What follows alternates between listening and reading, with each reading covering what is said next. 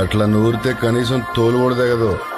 మంచి నూరి నరకాల ఎముకలు తెగాల.